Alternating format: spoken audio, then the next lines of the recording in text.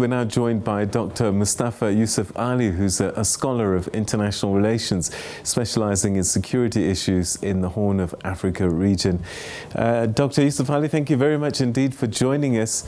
With all these warnings, could anything have been done? I guess trying to find where the threats are might be looking for a needle in a haystack.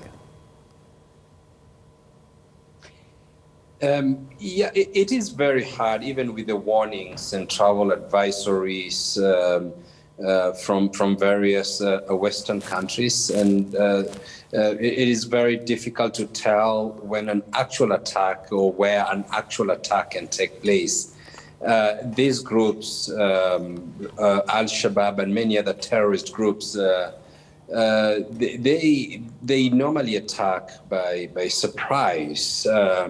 And when there is no intelligence, especially local grassroots intelligence on the ground, it becomes very difficult to thwart such kind of attacks, like the one that happened today that took the lives of many Kenyans. Using these improvised explosive devices and allowing vehicles to travel over them, is this an MO of Al-Shabaab, or we have no idea at this stage still who might be responsible? Yeah, it is. It bears all the hallmarks of Al-Shabaab terrorist group, which operates mainly from Somalia. They have been carrying out such kind of attacks in the last 8-9 years inside Somalia and on the Kenyan soil. They have previously used IEDs on the same very spot that they attacked again today, and in many other parts of the country, including coastal Kenya. What does this tell us then about Kenya's ability to protect its citizens and this insurgency? Well, the security agencies have been trained to handle such kind of attacks and to be able to deal with this nature of attacks. Intelligence in northeastern Kenya, the coast of Kenya has been beefed up. But somehow this group still manages to either cross into Kenya and set up these IEDs, or are using local contacts in those parts of Kenya where they use them to carry and set up these IEDs against local targets in Mandera and in the coast of Kenya. In this case, the one that happened today, right inside Kenya, of course, close to the border with Somalia. I mean, where it is located, the chances are that there might have been Muslim people in the taxis. Is this not something that a supposedly Muslim group would worry about? Oh, well, Al-Shabaab is known to be killing people indiscriminately, regardless of one's religion. They've killed thousands of Somalis who happen to be 100% Muslims. And when they come to Kenya, they purport to target non-Muslims in order for them, their strategy is to create anarchy or fight or conflict between Muslims and Christians mainly. So this group knows what it's doing in Somalia. It knows what it's doing in Kenya. They basically thrive on anarchy. What do we know about, I mean, with all these reports coming out, is this a periodic time, or is this a season for this, or do they just come and go randomly? January, February is normally a season for terrorist attacks in Kenya by Al-Shabaab group.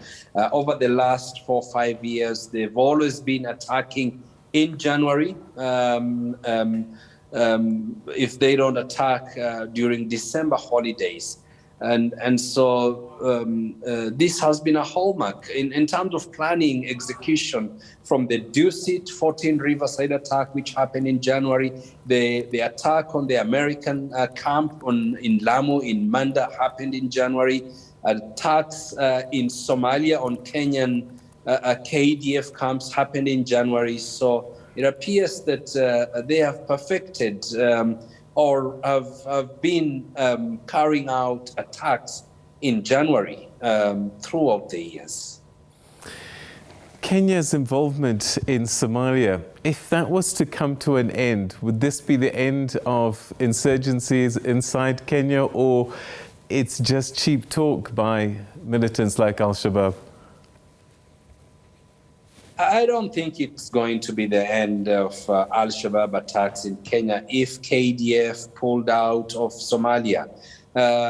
Kenya's defense forces is part of the multinational AMISOM mission inside Somalia, and so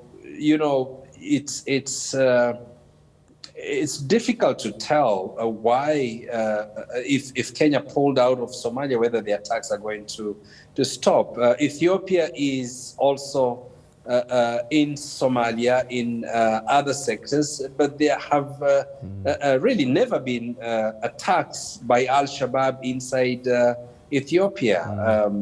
And so there must be something else that is driving this terrorist group to fight and to target Kenya other than its presence in Somalia. My first trip to Kenya was 1996, I think. And over the years, the one thing I've started to notice more and more is the amount of security, the amount of checks, going into shops and things like this. And I just wonder is this going to be life for the foreseeable, or how does this end? Well, it appears that the security checks in supermarkets, virtually all places frequented by many people, government officials, is going to be a way of life in Kenya as long as this threat persists. These terrorist groups take advantage. The moment you put your guard down, then that's the time they actually increase their attacks on you. And the places that they've been attacking recently have had minimal security checks, surveillance, and visible security. So we expect that this is going to be the way of life in the coming years until this group is significantly degraded and their military capability diminished to a point where they just become an irritant rather than a force to reckon with. But can they be defeated? I mean, Somalia itself, it pretty much has been overrun outside of Addis Ababa. I mean, outside of the capital of Somalia, Mogadishu. And how can we expect there to be some kind of victory against such a big group? I think the strategy that has been used has been overwhelmingly the deployment of hard power. Hard power is necessary, but only to an extent. There is need to deploy more soft power. There is need to focus more on violent extremism. There is need to focus more on drying up the pools of recruitment, where these groups get young people to join the ranks and file of Al-Shabaab. There is need to cut off financing that goes to the terrorist group. So there is quite a raft of measures that should be ratcheted up, that should be increased in order to deny these groups the necessary finances, the necessary funding, and young people that normally join these groups. So all these approaches have not been sufficiently been addressed, and I hope that the governments in the region, the Africa Union, IGAD, will focus a lot more on countering violent extremism, recruiting the pool from which it recruits from, and more importantly, ideological pushback. This group thrives on an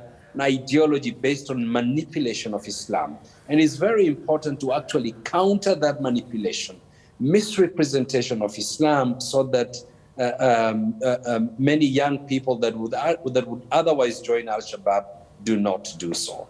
And sadly, in the meantime, we can expect more terrorist activities such as the one we've witnessed. Unfortunately, yes. All right. We're going to have to leave it there. Dr. Mustafa Yusuf Ali, thank you so much indeed for joining us. Always good to talk to you.